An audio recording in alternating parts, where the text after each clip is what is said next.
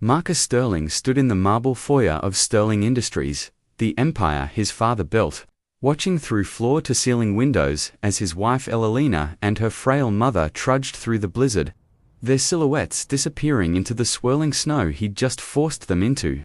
What this entitled CEO didn't know as he slammed that mahogany door was that the company he inherited from his father, the one he believed was his birthright, the one he just used as leverage to humiliate his wife, had never actually been his at all. 5 years earlier, when Marcus's father lay dying, he'd made a choice that would change everything. He'd transferred every single share of Sterling Industries into Elena's name, the daughter-in-law he cherished, the woman who'd cared for him when his own son was too busy climbing social ladders. But Elena had kept this inheritance secret, hidden in a lawyer's vault, waiting for what? For the right moment, for love to prevail. As Marcus poured himself a victory scotch in his father's old office, he had no idea that the woman freezing in that December storm held the power to destroy him with a single signature. What had his father seen in Elena that made him trust her with his entire legacy? Why had Elena endured years of Marcus' cruelty while sitting on the keys to his kingdom? And what would she do now? Now that he'd pushed her and her dying mother out into the snow like they were nothing, the bitter December wind cut through Elalina's coat as she supported her mother's trembling frame, their feet crunching through fresh snow that was already ankle-deep. Behind them, the Sterling mansion blazed with warm light, a fortress of wealth and privilege that had once been her home. Elena's mother, Patricia, coughed violently, her lungs rattling with the pneumonia that had kept her bedridden for weeks. Just an hour ago, they'd been inside that warmth. Just an hour ago, Marcus had been a different kind of cruel. Elena remembered the exact moment everything shattered. She'd been in the kitchen preparing her mother's medication when Marcus walked in with Vivian Blackwell draped on his arm like an expensive accessory. Vivian, his executive assistant, his mistress for the past 18 months, though Elena had known for far longer. The woman was everything Elena wasn't. Tall, angular, with the kind of sharp beauty that cut rather than comforted. Where Elena's body had grown soft and round over their 10-year marriage. Where her curves spoke of comfort food eaten alone while Marcus worked late, Vivian was all hard edges and discipline. Marcus had looked at Elena with something worse than hatred. He looked at her with disgust. The papers he'd thrown on the counter were divorce documents already signed on his end, already processed through his family's lawyers. But it was what he said next that had frozen Elena's blood colder than any winter storm. He told her that their joint account, the one with $300,000 they'd been saving, the one that held her mother's medical fund, had been emptied. He'd taken it all. Every cent, the snorts, money Elena's mother had contributed from selling her own home to help with the down payment on the mansion. The money Elena had saved from her years working as a hospital administrator before Marcus convinced her to quit, all of it gone. Transferred into an account, Vivian's name was also on.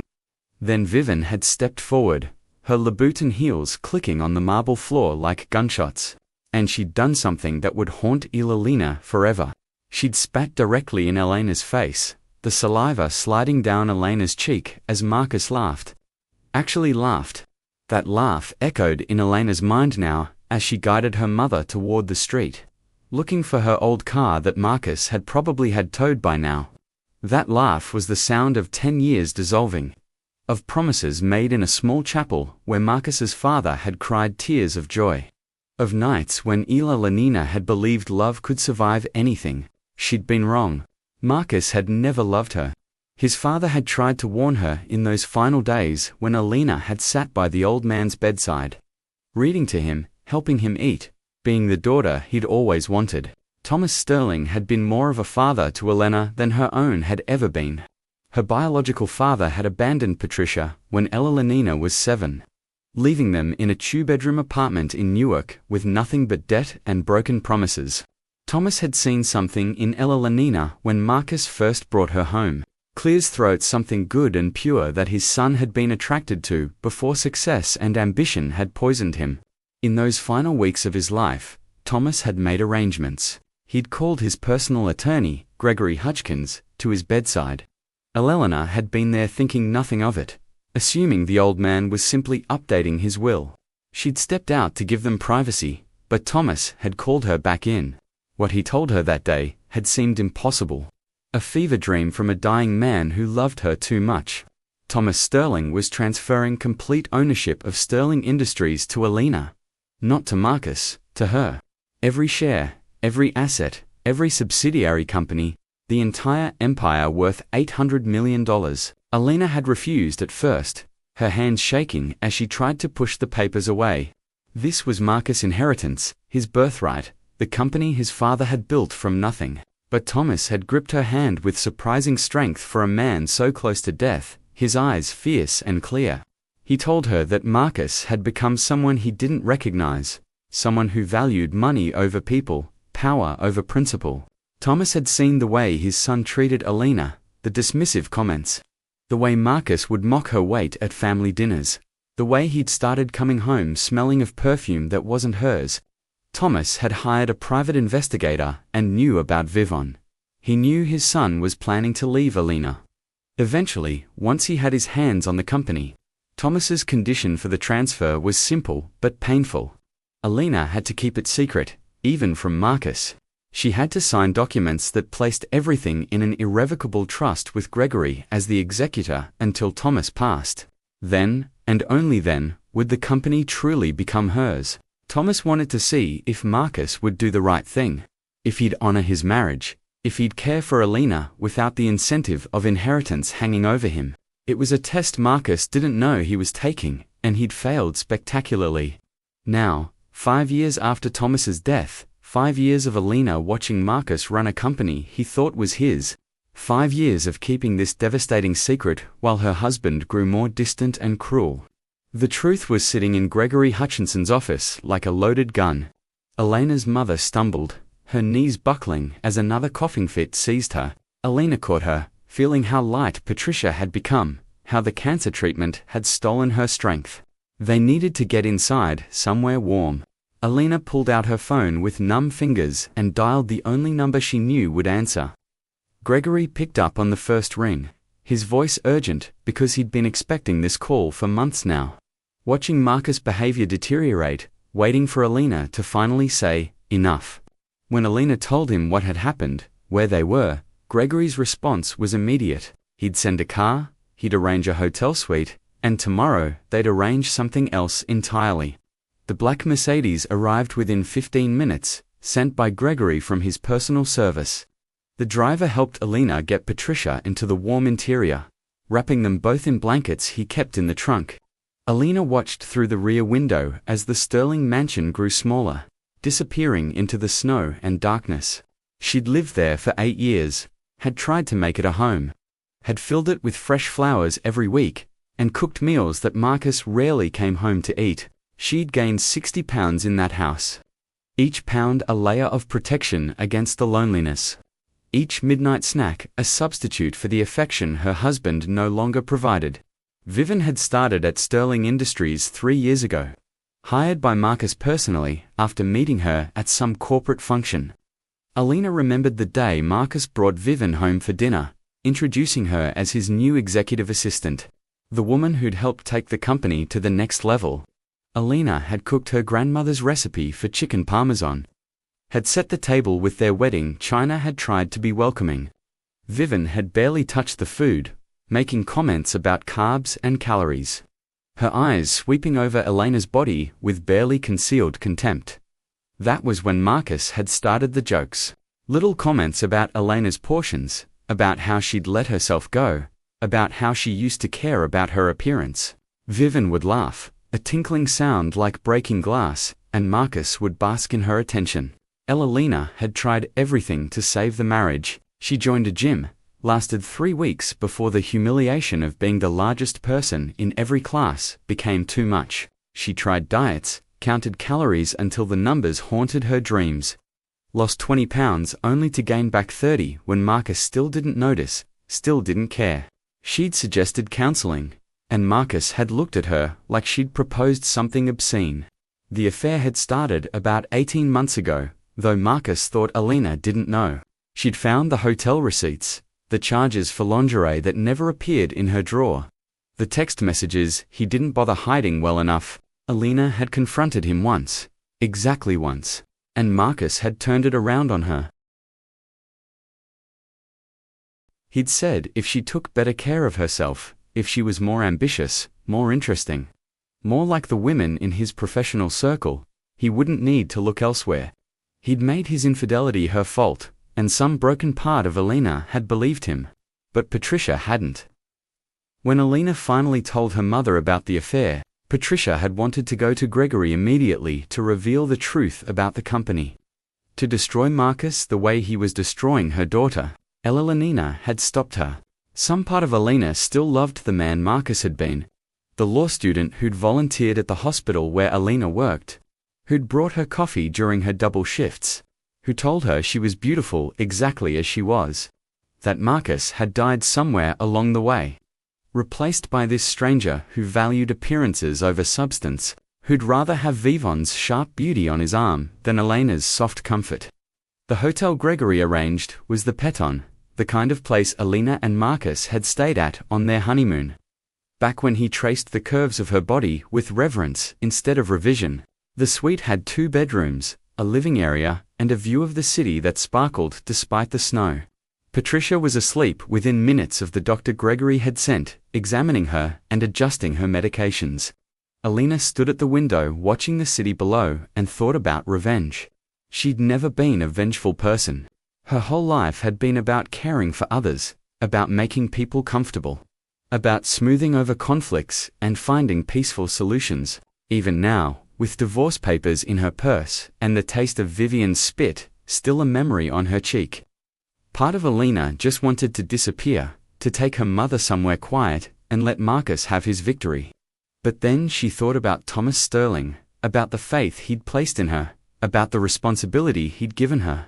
She thought about what Marcus had done with his father's company over the past 5 years. The way he'd laid off long-time employees to boost short-term profits. The way he'd cut the charitable giving Thomas had prioritized. The way he'd turned a family business into just another corporate machine. Marcus had violated every principle his father held dear, and he'd done it thinking the company was his to destroy. Elena's phone buzzed, a text from an unknown number that she immediately recognized as Marcus' way of taunting her. It was a wedding invitation, gold embossed lettering on digital cardstock. Marcus Sterling and Vivian Blackwell requested the honor of her presence at their wedding 3 weeks from now. New Year's Eve, at the plaza. The message that followed was from Marcus himself, not bothering to hide behind formality now that the divorce was filed. He wrote that he wanted Alina to see what a real wedding looked like, what it meant to marry someone you were actually attracted to, someone who enhanced your life instead of diminishing it. He wrote that Vivian had suggested they invite her, that they'd both gotten a good laugh, imagining Elena's face. He wrote that if she came, he'd consider not pursuing her for the cost of her mother's medical care, which he claimed had depleted their joint account that was rightfully his. The cruelty was stunning, even for Marcus, but it was also a mistake. Elena took a screenshot and forwarded it to Gregory with a simple message. They'd pushed her far enough. It was time to push back. The next morning, Alina sat across from Gregory Hutchkins in his corner office overlooking Central Park. The attorney was 72, silver-haired with a kind of quiet dignity that came from 40 years of handling the affairs of New York's elite. He'd been Thomas Sterling's closest friend since college, had been best man at Thomas's wedding, had held Marcus as a baby. Gregory slid a folder across his mahogany desk, and Alina opened it to see her own face on documents she'd signed 5 years ago. Documents that proved she owned everything Marcus thought was his. Sterling Industries, the manufacturing plants in Ohio and Tennessee, the real estate holdings across 3 states, the investment portfolio, the offshore accounts Thomas had established legally and ethically. All of it, every asset in Elena's name. The current valuation was $920 million. The company had grown under Marcus' management, Gregory explained, but not because of his vision. Marcus had been executing his father's 5-year plan. Expansion strategies Thomas had developed before his death. The growth Marcus took credit for had been his father's final gift, and Marcus had wasted it on ego and excess. Gregory laid out the situation with legal precision. Alina could do several things. She could simply take control of the company, remove Marcus from his position, and watch as he realized the truth. She could sell it, liquidate everything, and disappear with her mother to live whatever life she wanted. Or she could do something more strategic. Something that would honor Thomas's memory while ensuring Marcus learned a lesson he'd never forget. Elalina listened as Gregory outlined a plan that made her hands shake. It was ruthless and calculated, everything she normally wasn't. But these weren't normal circumstances. Marcus had stolen from her, humiliated her, thrown her dying mother into a snowstorm. He'd invited her to his wedding as a final act of cruelty, expecting her to arrive broken and defeated. The fat ex-wife who'd serve as a contrast to his beautiful new bride, he wanted her there to validate his choices, to prove he traded up. What if she gave him exactly what he wanted, but not in the way he expected? Gregory made phone calls while Alina sat there, her mind racing through possibilities and consequences. The first call was to Sterling Industries' board of directors, confidential notification that there would be significant changes coming. The second was to Marcus' corporate attorney, a letter delivered electronically outlining Alina's ownership and demanding a full financial audit before any transition of power. The third was to the Plaza Hotel, confirming Alina would indeed attend the wedding and securing her own suite for the evening. Clear's throat. Alina spent the next 3 weeks in a transformation that had nothing to do with weight loss or physical appearance, and everything to do with reclaiming herself. She met with accountants who showed her exactly how much Marcus had diverted from company. Funds to support his lifestyle with Vivian. The trips to Paris and Monaco. The jewelry, the apartment Marcus had purchased in Tribeca as their love nest, all funded with money from Sterling Industries, all technically theft from the company that was actually Alina's. She met with the employees Marcus had laid off, heard their stories, learned how Thomas's company had changed under his son's leadership. She met with Thomas's old partners and advisors, the people who'd built Sterling Industries from a small manufacturing firm into an empire. They'd all seen what Marcus was doing. They'd all been waiting for the axe to fall on their own necks. Alina also spent time with her mother. Precious hours where Patricia grew stronger with proper care and medicine that Alina could now afford without worry. Patricia told stories about Elena's childhood, about the times they'd had nothing but each other, about the strength Alina had always possessed even when she couldn't see it herself. On the day before the wedding, Alina went shopping with Patricia and Gregory's wife, Diane. Snorts not to diet stores or Spanx, retailers, or places that specialized in making larger women appear smaller. Alina bought a custom-made dress from a designer who specialized in celebrating curves rather than hiding them. It was midnight blue, the color of the winter sky with silver threading that caught the light stars. It fit her perfectly, designed for her body as it actually was. And when Elalina looked in the mirror, she saw herself clearly for the first time in years. She wasn't the problem. She'd never been the problem. Marcus was the problem. His cruelty, his shallowness, his inability to see value in anything that couldn't be quantified or displayed. The woman looking back at Alina from the mirror was someone Thomas Sterling had trusted with his life's work. That had to mean something. That night, Elalina signed the papers Gregory had prepared. The divorce Marcus wanted would go through without contest. Elena wouldn't fight for the marriage or the mansion or anything material. But she would exercise her rights as the true owner of Sterling Industries, effective immediately after the wedding ceremony. Marcus would have his perfect day, and then Elalina would have hers. New Year's Eve arrived cold and clear. The kind of winter night where the city sparkled with possibility. The Plaza Hotel was decorated like a palace, golden white everywhere. Crystal chandeliers throwing rainbow light across marble floors. Marcus had spared no expense, which was easy when you thought you had unlimited access to a company worth nearly $1 billion. Alina arrived alone, having left Patricia safely resting at the Peton with a private nurse Gregory had arranged. She walked through the plaza's entrance wearing her midnight blue dress, her hair styled simply, her makeup minimal. She carried a silver clutch that contained only 3 things: her phone, a tissue, and a USB drive with every piece of evidence she'd need. The ceremony was in the terrace room. 300 guests arranged in gold chairs. Every major player in New York business society present to witness Marcus' triumph. Elena found her seat in the back exactly where Marcus had assigned her. The worst view in the room, partially obscured by a decorative column. She could see the altar, though could see Marcus standing there in his custom tuxedo. Looking like every inch the successful CEO, Vivian appeared like an apparition. Walking down the aisle, in a dress that probably costs more than most people's cars. She was beautiful. Objectively, the kind of beauty magazines sold and men coveted. Skeletal, thin, angular, dramatic. Her dress was so tight, Elena wondered how she could breathe. So revealing that several older guests gasped. Vivian's smile was pure victory as she passed Elena's partially hidden seat.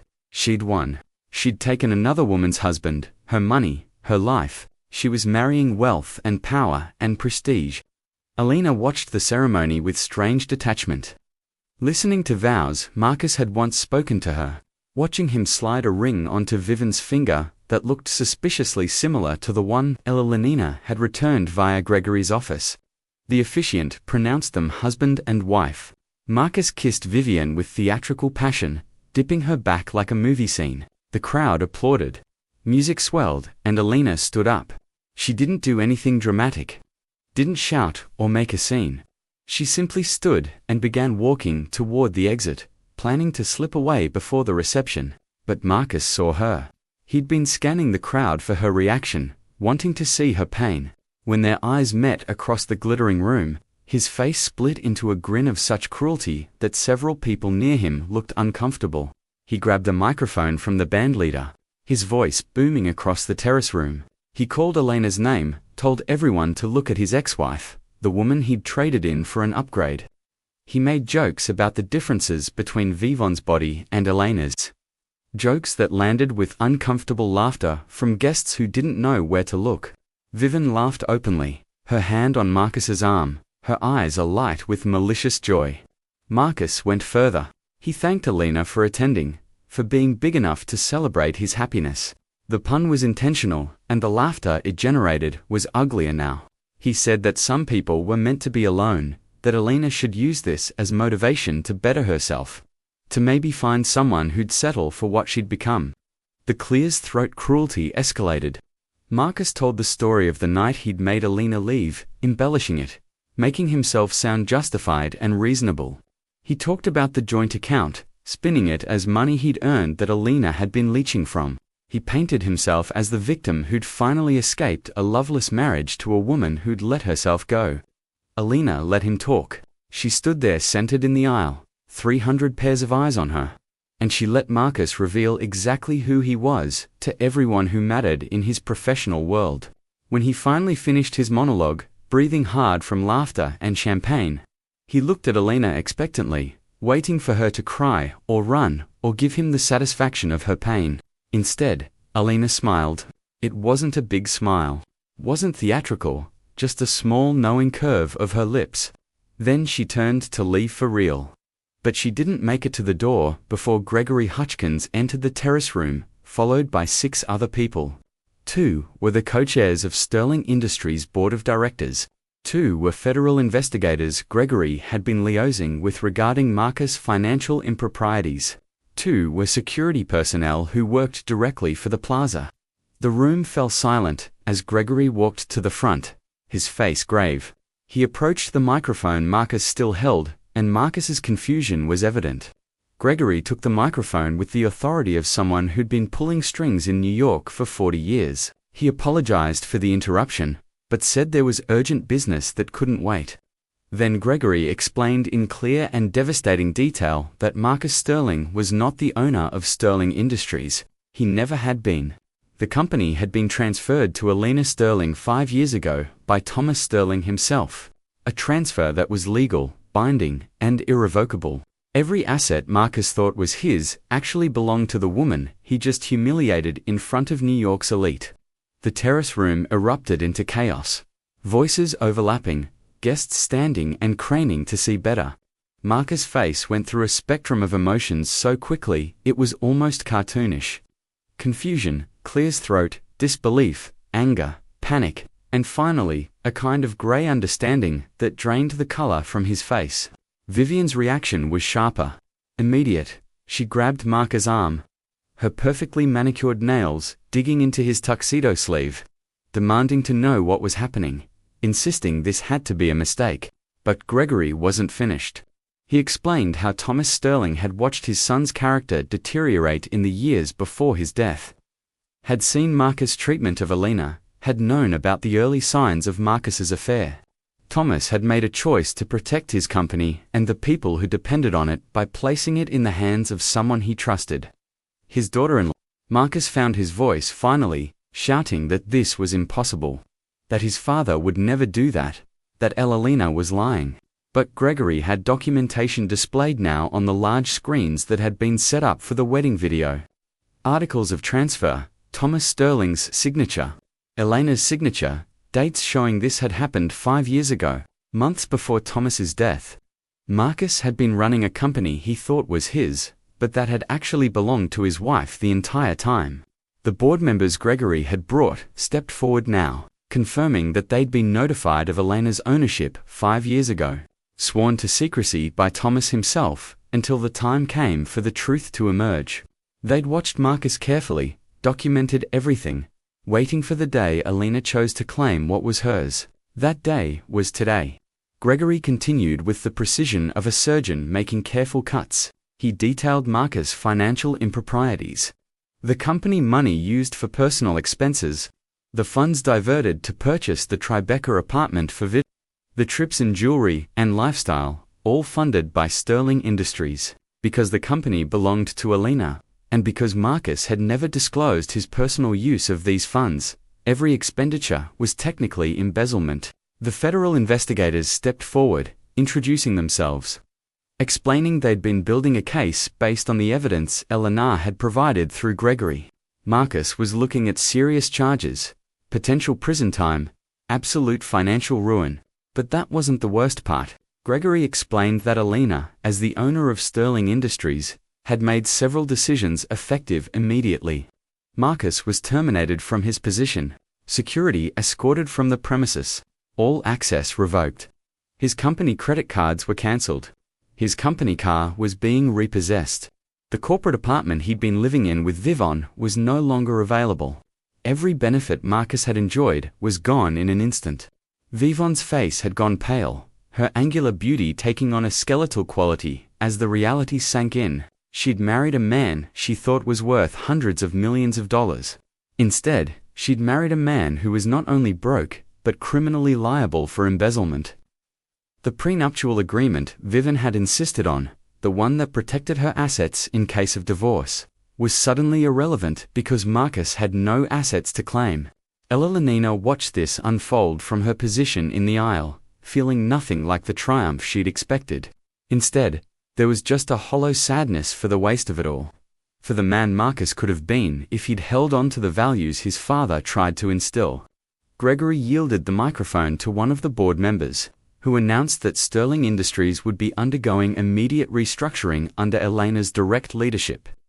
The employees Marcus had laid off would be contacted about potential reinstatement. The charitable programs Thomas had established would be restored. The company would return to the principles that had made it successful in the first place. Marcus tried to speak, stumbling toward the microphone, but his voice came out as a croak. He looked at Alina, really looked at her for the first time in years, and she could see him trying to process how the woman he'd dismissed and discarded had been holding all the power the entire time. He asked why. Why had she kept it secret? Why had she let him believe the company was his? Why had she endured his cruelty when she could have destroyed him at any moment? Elena took the microphone that Gregory offered her. Feeling its weight in her hand, the 300 guests fell silent. Waiting, she looked at Marcus, at the man who'd promised to love her through everything, who'd thrown her and her dying mother into a snowstorm, who'd invited her here tonight for the sole purpose of humiliation. She spoke softly, but the microphone carried her words to every corner of the terrace room. She told Marcus that his father had loved him, had hoped until the very end that Marcus would find his way back to being a good man. Clear's throat. Thomas had created this situation not to punish Marcus, but to test him. To see if he could be trusted with power when he thought no one was watching. Marcus had failed that test completely. Alina had kept the secret because she'd loved Marcus once, because she'd hoped he might change, because some part of her had wanted to believe the man she'd married was still in there somewhere. She'd watched him run the company for 5 years, waiting for signs of the person Thomas had believed his son could become. Instead, Marcus had proven exactly why Thomas had been right to protect his legacy by placing it in someone else's hands. Then Alina said something that clearly shocked everyone, including Gregory. She announced that she wouldn't be pressing charges for embezzlement. Marcus had taken approximately $2 million from the company for personal use. But Alina was willing to classify it as severance pay for his 5 years of management service. He would have to repay the money from the Tribeca apartment sale and the liquidation of his personal assets. But he wouldn't face prison time. There was a collective exhale in the room. Relief, mixed with confusion. Vivian looked like she might faint, grabbing onto Marcus for support, though he seemed barely able to stand himself. But Alina wasn't done. She explained that this mercy came with conditions. Marcus would sign over any claim to the Sterling name in a business capacity. He would issue a public apology to the employees he'd laid off and contribute to a fund to support them during their job searches. And he would attend mandatory therapy to address the cruelty and narcissism that had destroyed his marriage and nearly destroyed his father's company. If Marcus met these conditions and stayed out of legal trouble for 5 years, Alina would consider the matter closed. If he violated any of these terms, the criminal charges would be filed immediately, and she would pursue them with every resource at her disposal. Marcus collapsed into one of the gold chairs, his head in his hands. His perfect wedding day shattered into irreparable pieces around him. Vivian stood frozen, her wedding dress suddenly looking like a costume. Her beautiful face contorted with calculations about whether to stay with the man she'd just married or cut her losses immediately. The guests began filing out, murmuring amongst themselves. The story of the night already being texted and called to people who weren't there. This would be New York society gossip for months. The wedding that ended in the groom's complete destruction at the Clear's throat hands of the wife he discarded. Alina handed the microphone back to Gregory and walked toward the exit, wanting nothing more than to leave this place and check on her mother. But she was stopped by one of the employees from Sterling Industries, a woman named Dorothy Reeves, who'd been Thomas's executive assistant for 20 years before Marcus fired her. Dorothy had tears streaming down her face, thanking Alina, saying she'd lost her home after losing her job, that Thomas would be so proud of what Alina had done tonight. Other former employees approached, people Alina barely knew, but who'd heard through Gregory's network that she was righting Marcus' wrongs. They surrounded her with gratitude and relief, and Alina realized that this wasn't just about revenge on Marcus. It was about responsibility to all the people whose lives depended on Sterling Industries. She couldn't just walk away from that. Alina left the plaza at midnight, stepping out into the cold New Year's air as fireworks began exploding over Central Park. The city celebrated while behind her, Marcus dealt with the wreckage of his choices. Alina pulled out her phone and called her mother, needing to hear Patricia's voice, needing to be reminded that she'd done the right thing, even though it felt so brutal. Patricia answered on the first ring, her voice stronger than it had been in weeks. She'd been watching the live stream that Gregory had arranged, had seen everything. She told Alina that Thomas Sterling had chosen well, that Alina had honored his memory better than his own son ever could. She said that Alina's father, wherever he was, had missed knowing an incredible woman. For the first time in years, Alina felt something loosen in her chest. Some knot of worthlessness and self-doubt that Marcus had tied there slowly over time. She wasn't the problem. She'd never been the problem. Her body, her weight, her softness, none of it diminished her value. Marcus had tried to make her believe she was less than, but his father had seen the truth. Thomas had trusted Alina with everything that mattered to him, because he'd recognized in her the qualities that actually counted: integrity, compassion, strength, wisdom. Alina walked through the Manhattan streets, ignoring the taxis she could now afford to take anywhere, wanting to feel the ground beneath her feet, wanting to be present in her body as it was. She thought about the year ahead, about learning to run a company she'd never aspired to own, about the responsibility of $900 million and hundreds of employees, and a legacy she hadn't asked for but would honor. She thought about her mother, about having the resources to provide Patricia with the best possible care, about time they could spend together without the shadow of financial desperation. She thought about herself, about the woman she'd been when she met Marcus, and the woman she'd become under his cruelty, and the woman she might become now that she was free. The snow began falling again, soft and clean, covering the city in white. Alina caught a snowflake on her palm and watched it melt, temporary, but beautiful.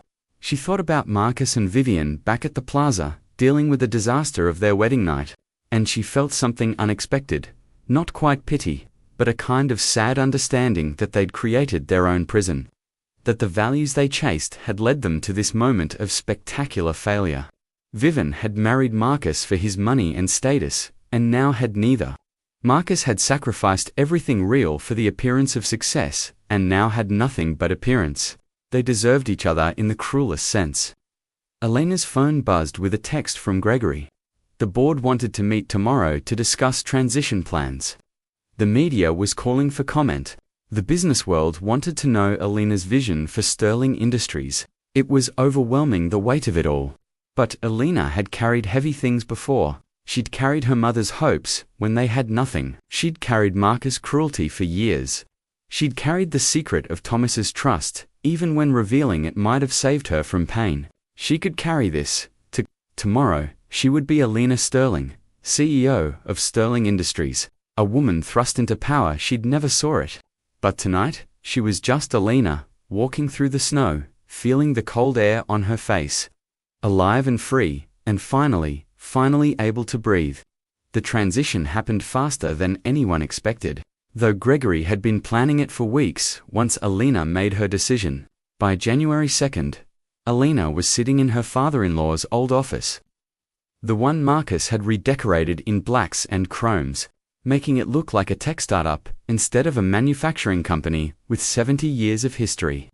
The first thing Alina did was have everything removed and restored to the way Thomas had kept it. Warm woods, leather chairs, photographs of the factory floor workers.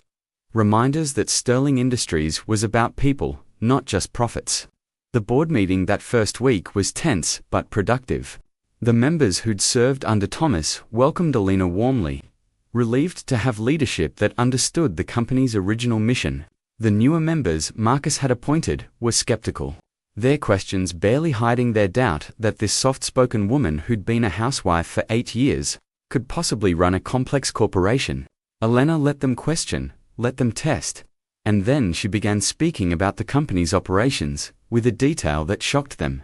She'd spent the past 3 weeks doing nothing but studying every report, every financial statement, every operational detail Gregory could provide. More than that, she'd spent 5 years having quiet dinners with Thomas before he died, listening to him talk about his company, absorbing his philosophy and vision. She knew Sterling Industries better than most of the board members, despite never having held an official position. By the end of that first meeting, the skepticism had shifted to cautious respect. Alina outlined her immediate priorities: reinstating the wrongfully terminated employees, auditing all of Marcus's financial decisions, restoring the charitable programs, and conducting a comprehensive review of working conditions across all facilities. She spoke about her father-in-law's vision of stakeholder capitalism, where the company's success was measured not just in profits, but in the well-being of everyone it touched. One board member, a venture capitalist Marcus had brought in, argued that this approach was outdated and unprofitable. Alina looked at him calmly and reminded him that under Thomas' leadership, Sterling Industries had grown from a single factory to a multi-state operation with loyal employees in sustainable growth. Under Marcus' slash-and-burn approach, short-term profits had spiked, but employee turnover had tripled, workplace accidents had increased, and customer satisfaction had declined. The numbers didn't lie. Thomas' way worked better. The venture capitalist resigned at the end of the meeting. Alina didn't try to stop him. Meanwhile, Marcus' unraveling continued in spectacular fashion. The gossip columns had picked up the wedding disaster story, and it spread through social media like wildfire. Marcus Sterling, the CEO, who turned out not to own the company he ran, whose wife had been the secret owner the entire time, who'd been publicly exposed for embezzlement at his own wedding. It was too delicious for the internet to ignore. Vivian filed for annulment 3 days after the wedding, claiming fraud. Marcus had presented himself as wealthy when he was actually broke and facing potential criminal charges. Her attorney argued the marriage had been based on false pretenses. Marcus didn't fight it. He'd moved into a studio apartment in Queens. His corporate life destroyed. His social standing obliterated. His new marriage over before it started. He tried calling Alina repeatedly, leaving voicemails that evolved from angry to desperate to something approaching regret. Alina didn't answer or return the calls, but she did listen to them. Hearing the disintegration of a man who'd built his identity on illusions, Gregory kept Alina updated on Marcus's compliance with her conditions. Marcus had sold the Tribeca apartment, though at a loss in the current market. He'd liquidated his personal assets, which weren't as substantial as he'd pretended. The watch collection, the art, the vintage car, all of it went to repay what he'd stolen from Sterling Industries. He'd issued a public apology to the laid-off employees, though it was clearly written by attorneys and lacked genuine feeling, and he'd started therapy. Though Gregory's sources suggested Marcus spent most sessions complaining about Alina rather than examining his own behavior. Alina focused on the company and deliberately pushed Marcus from her thoughts. There was too much work to do, too many people depending on her to waste energy on the man who tried to destroy her. She moved her mother into a beautiful assisted living facility that specialized in cancer care. Somewhere, Patricia could have round-clock medical attention, but also independence and dignity. Patricia thrived there, her strength returning as the pneumonia cleared and her cancer treatment continued under excellent doctors. Alina visited every evening, sharing stories about her day, learning from her mother's wisdom.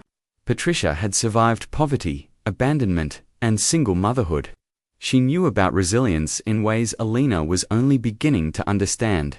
One evening in late January, Alina was working late at the office when Dorothy Reeves knocked on her open door. The woman Marcus had fired had been reinstated as executive assistant, and she'd become Alina's right hand in navigating the corporate culture. Dorothy held a folder that she set on Alina's desk with obvious reluctance, saying Alina needed to see what was inside, but warning her it wasn't pleasant. The folder contained a dossier that Marcus had apparently been compiling on Alina during their marriage, pages of documentation about her weight gain, printed screenshots of diet websites he thought she should visit, photos he'd taken of her without her knowledge that highlighted her body in unflattering ways. There were notes about her eating habits, her clothing choices, her social interactions.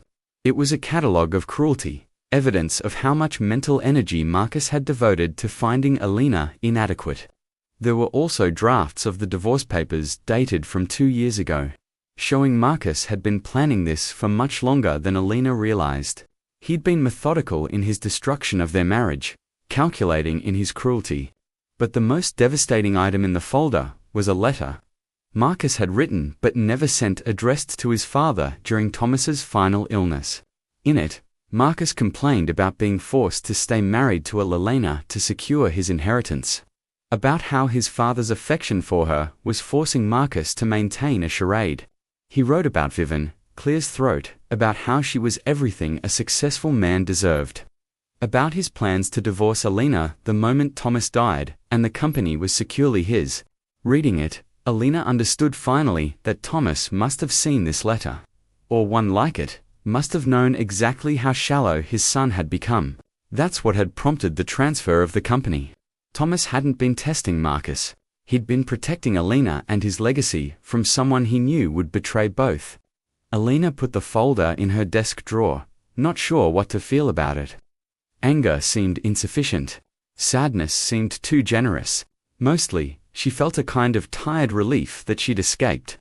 that she'd never have to wonder if Marcus might change because this evidence proved he'd been deliberately cruel for years. Dorothy apologized for bringing it, saying the folder had been found in Marcus' old desk during the office cleanout. Elna thanked her for the transparency, needing to know the full truth, even when it hurt. That night, Ilna couldn't sleep. She stood at the window of her new apartment, a modest two-bedroom in a good neighborhood where Patricia could visit easily, and thought about the past decade of her life. She'd met Marcus at 28, married him at 29, spent 10 years trying to be enough for someone who decided she never would be. She was 39 now, starting over in ways she'd never imagined. The company was stabilizing under her leadership. The employees were responding well to the cultural changes she was implementing. The financial audits were revealing the extent of Marcus' mismanagement, but also showing paths forward. Sterling Industries would survive and eventually thrive, but Alina herself felt suspended between identities. She wasn't the hopeful young woman who'd married Marcus. She wasn't the diminished wife who'd accepted his cruelty. She wasn't even quite sure who she was as a CEO, as a woman of means, as someone whose choices now affected hundreds of lives.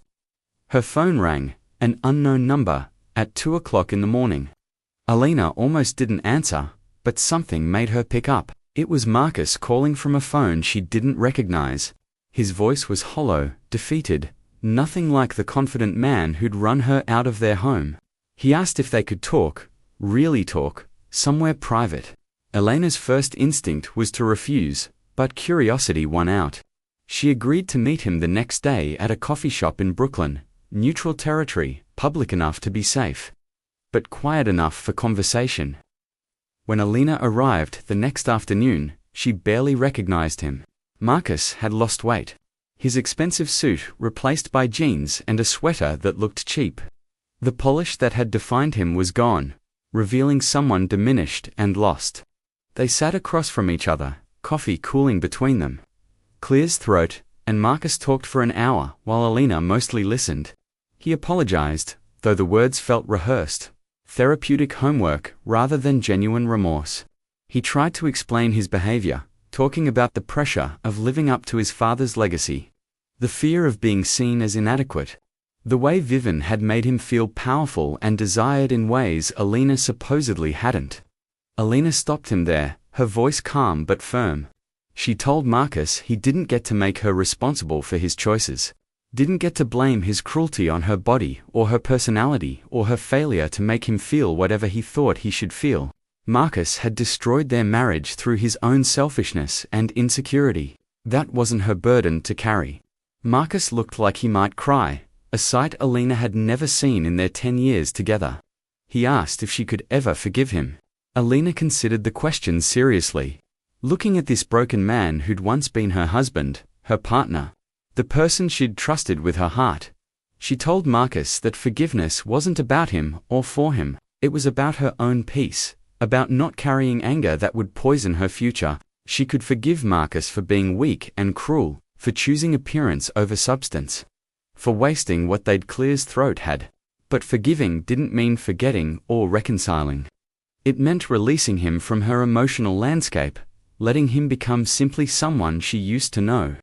Marcus asked if the divorce could be finalized without more drama, if they could just end this quietly. Alina agreed with the condition that Marcus maintain compliance with the terms she'd set at the wedding. He promised he would, and Alina chose to believe him because the alternative required her to keep caring about his choices.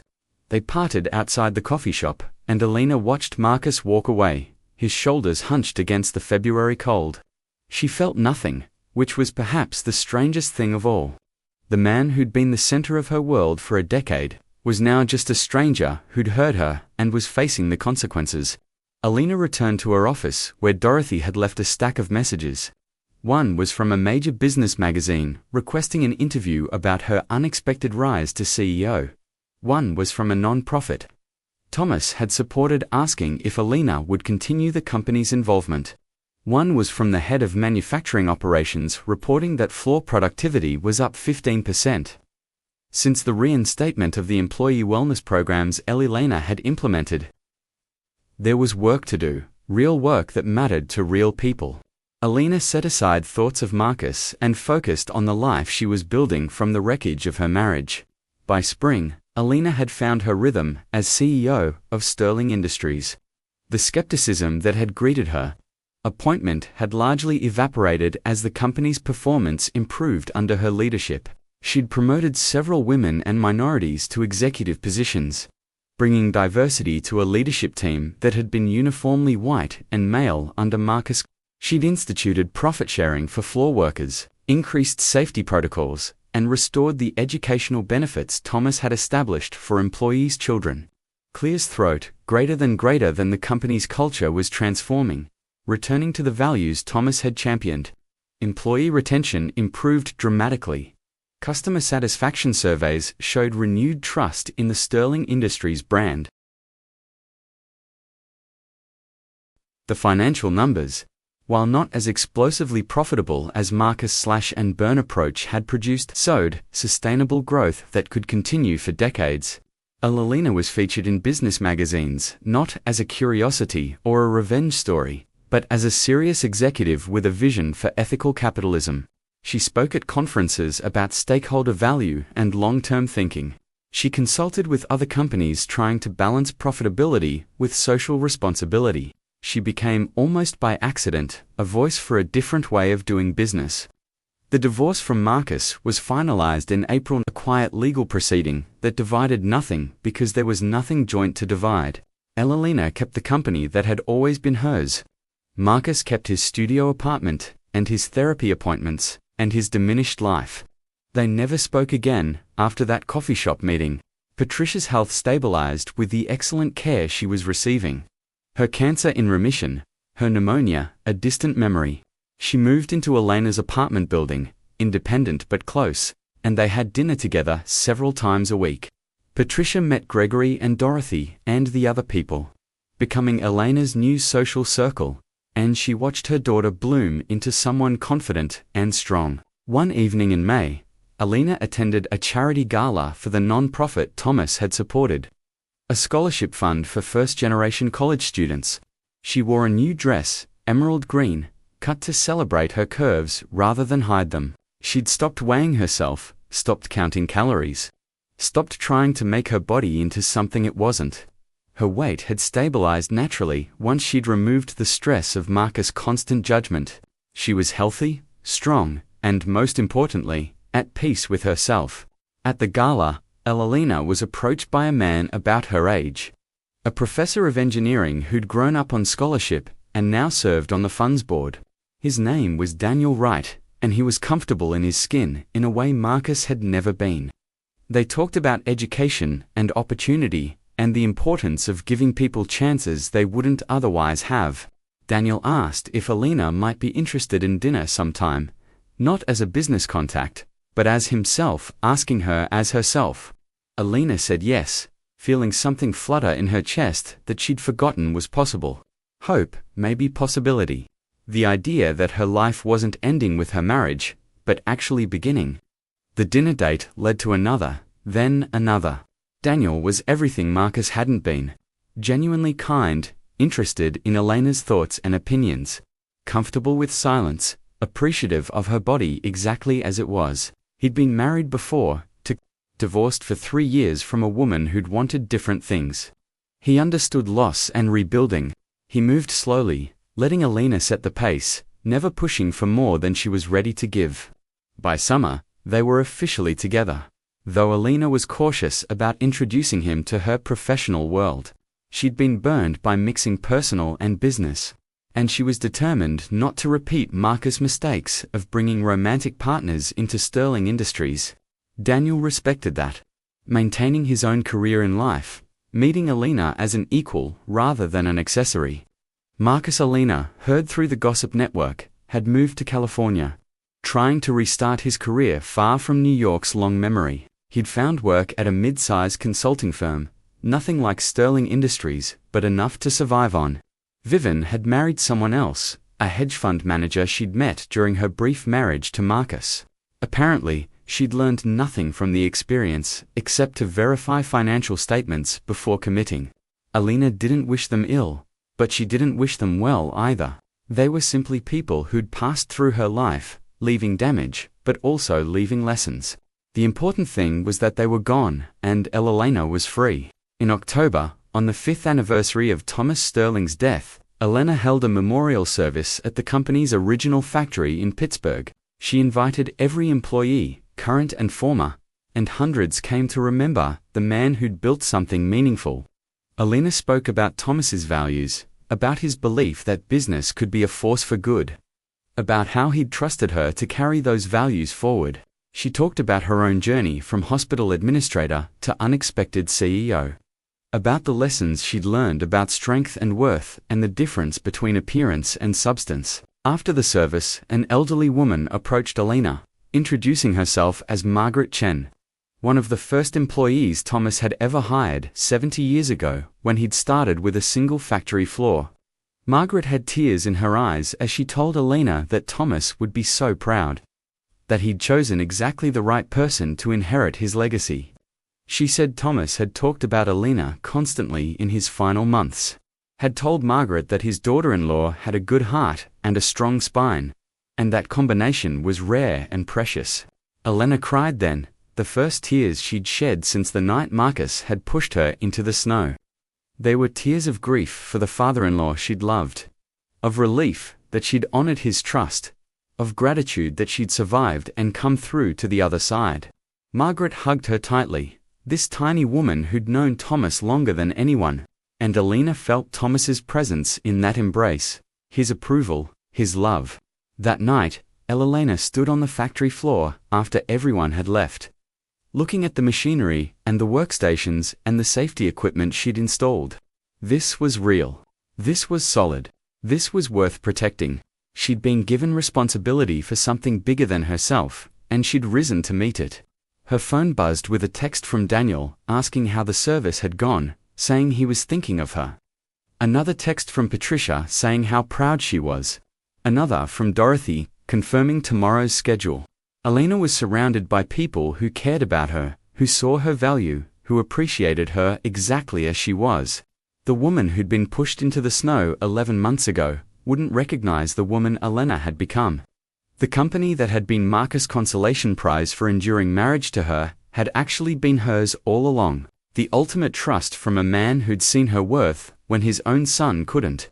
Elena had crushed Marcus, not through cruelty or revenge, but simply by being exactly who Thomas Sterling had believed she was: worthy, capable, strong, and good. That was the ultimate victory. Not humiliating Marcus at his wedding, though that had certainly been satisfying. Not taking the company he thought was his, though that had been just. The real victory was that Elena had survived Marcus's attempt to destroy her spirit, had emerged stronger and clearer about her own value, had built a life that mattered. Marcus had pushed her out into the snow, thinking he was discarding something worthless. Instead, he'd freed her to become someone extraordinary. That was what crushed him forever. The knowledge that Elena hadn't needed him, hadn't diminished without him, had actually flourished once his cruelty was removed from her life. He'd thrown away something precious. And he'd done it so carelessly that he hadn't even known what he was losing until it was far too late. Elena left the factory and drove back to the city to her apartment, where Patricia waited with dinner, warming, and stories to share. To her life that was full and meaningful and entirely her own. The snow would come again when winter returned, but this time, Elena would be inside, where it was warm, surrounded by people who loved her, doing work that mattered.